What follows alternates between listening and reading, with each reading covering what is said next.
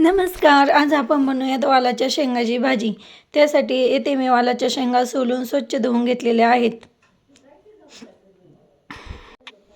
त्यासाठी मी येथे लसूण घेतलेला आहे, हिरवी मिरची आणि शेंगदाणे घेतले आहे. आता कढईमध्ये 2 ते 3 चमचे तेल घेतलं आहे. त्यामध्ये बारीक केलेली हिरवी मिरची, लसूण आणि शेंगदाणे घेतले आहे. आता हे मिक्स करून घेऊया. अगदी 2 ते 3 मिनिटे हे परतून घेऊयात.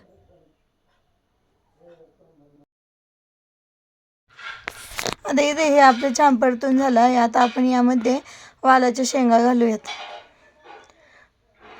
मिक्स करून घेऊयात.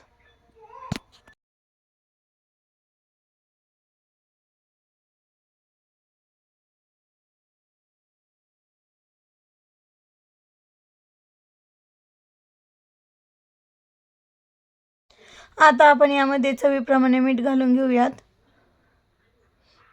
मिक्स करूयात.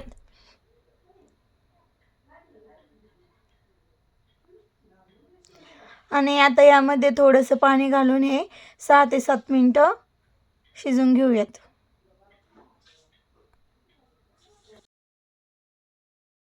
पाहू शकता इथे आपली भाजी तयार आहे. व्हिडिओ आवडला असल्यास लाईक आणि शेअर करा आणि अशाच नवनवीन आणि सोप्या रेसिपीसाठी सबस्क्राईब करा. Okay, bye.